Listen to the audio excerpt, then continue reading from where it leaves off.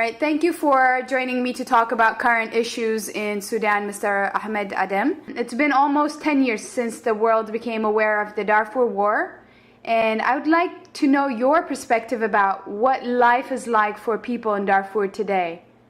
Right now, the situation as it is, the conflict is unfolding, the genocide also is unfolding, and I think the humanitarian situation also is getting worse and worse. Still, more than 2 million people actually in IDP camps, around 200,000 cross-border still there in Gaza as refugees. The humanitarian organizations are not there because most of the humanitarian organizations who used to provide shelter, medicine, and food for the people of Darfur were kicked out by the Khartoum regime in 2009, March 2009, about 13 international humanitarian organizations. Right now, actually, very few organizations are working there. Just the World WFP, which is trying actually to help the people there, and now providing less than 20% of the ration which actually people needed in the IDP camps. So the situation is very bad. Security situation also is there because the air bombardment is still against the civilian population and their livestock. And the militias are, just at large and killing people everywhere. And rape cases actually are increasing. Now we are talking about 5 cases a month of rapes in Darfur, in different IDP camps in West Darfur, South Darfur, as well as Northern Darfur.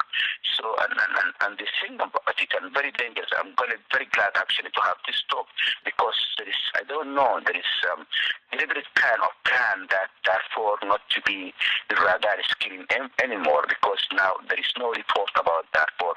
As I said, there is no humanitarian organization there. Darfur is just like a black box. Nobody is talking about Darfur anymore or something like that. And not only that, there is a total failure of the international community. There is the regional response actually failed. The international response actually failed because all the responses just some sort of incremental policies actually supporting the status quo and not changing the situation anymore or something. And because of that failure of Darfur, now the conflict and now the ethnic cleansing and genocide is still over. Now, not only in Darfur, now we are talking about South Kordofan. We are talking about Blue Nile, South Kordofan, where around 1 million people who are in desperate need for humanitarian, assistance. The government of Sudan refused any access for humanitarian organization to provide them with humanitarian assistance or something, regardless of the Security Council. Actually, the resolution of 2046 is still the government of Sudan. The Bashir government actually is refusing access to humanitarian organizations, regardless of the humanitarian condition of the people there or something. And now what we say is Sudan is at war with itself. Despite the separation, now you know that the South Sudan separated, but the remaining Sudan also is still at war with itself. Yeah, and that's because of it.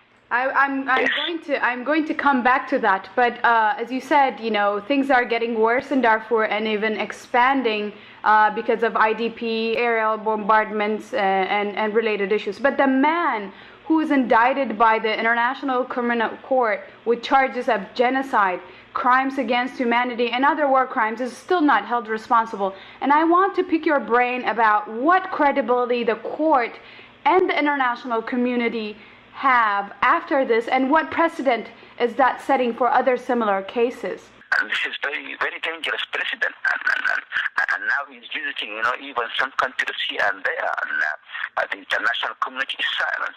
The very council, which is the United Nations Security Council, which referred the case of Darfur in 2004 to the ICC, the very council now hasn't got any kind of political will or political determination to impose and carry out and help the court actually to impose its arrest warrant. Not only Bashir and also some associate. One of these associates, his name is Ahmed, who is also indicted and wanted by the International Criminal Court. Now he is the governor of South Kordofan, the very state that which is witnessing new ethnic wave of ethnic cleansing or something like that. And I think really, Darfur is a case of failure of the international community in very aspects, in humanitarian aspect, in security aspect, because actually the protecting force, the UNIMIT, which is supposed to provide security for the people of Darfur, failed to carry out also its mandate right now because it cannot even protect itself. And then, on the issue of, accountability and justice right now, the court has no police and the court has no any kind of, force that can bring al-Bashir to his jurisdiction. Yeah. The people who are supposed to do that and the entities supposed to the international community and the international community through the UN Security Council and really it's not doing any kind of thing or something like that. And as I said, it's a total failure, and that they are going to prove the experience of the court, which the court supposed to be a successful case, a successful model, because the humanity and the activists of human rights have been working for a long time actually to set up a permanent court which defies the impunity. But right now actually they are not supporting the member state, the European state and the African state as well. The entire international community is not supporting that court actually to arrest al-Bashir, and this is going to set a very dangerous precedent in the future. That means other violators of human rights and other genocide who are a lot of them right now, they can do a lot of things without being actually held accountable by the ICC. Do you think the answer to hold rogue leaders like al-Bashir to account is by adding more sanctions and putting more pressure? Like, how would that cause Bashir, for example, to go along with the request of the international community? Actually, right now, I'm glad that you bring that he's traveling around, and now he actually is scheduled actually to travel to Chad, the neighboring country, and really a lot of organizations, human rights organizations, are working very closely actually to stop him from doing that, because Chad is a member of the Rome Statute of 1998, which is the statute which established the ICC, and to be honest with you, al-Bashir now is taking the entire country as hostage, because he's telling the international community, if you just want to arrest me or something, then the entire Sudan is going to be chaos. The entire region is going to be very chaotic or something. But I don't believe so. I think the international community has alternative, because they are very responsible and progressive, forces in Sudan. The revolutionary forces, those who are fighting al-Bashir for a long time, as well as the political parties and civil society. A lot of these people already can establish some sort of national platform and new alliance for democratic change of the country. But the problem is with the international community policy.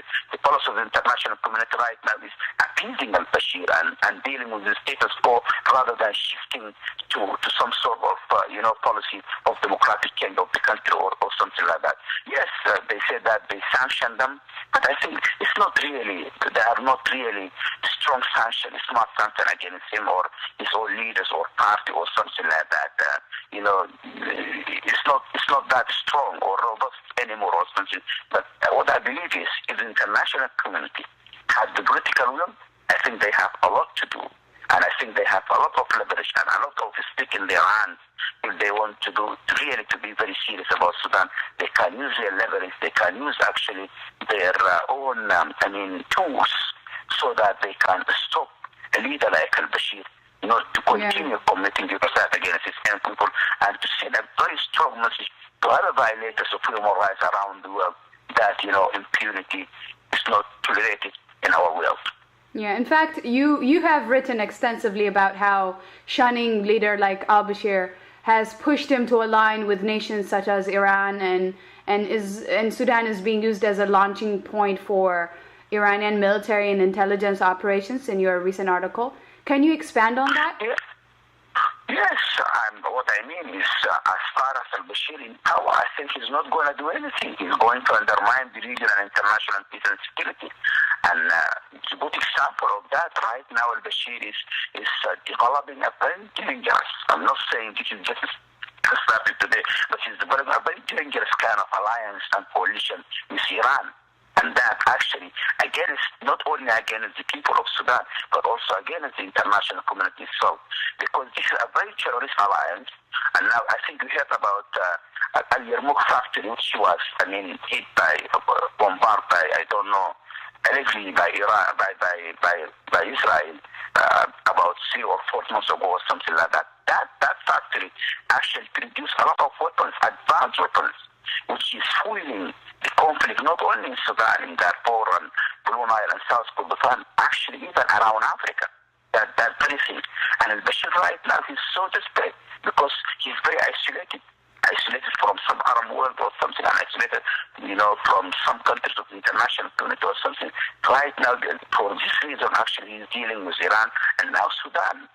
Sudan became a very dangerous kind of base, military and intelligence base for the Iranian Revolutionary Guard, because they are everywhere right now in Sudan. And even a lot of weapon factories have been run by the Iranian, because in Sudan right now there are many ex-Iranian Revolutionary Guard experts moving everywhere in the country, and especially in the eastern Sudan, helping actually, the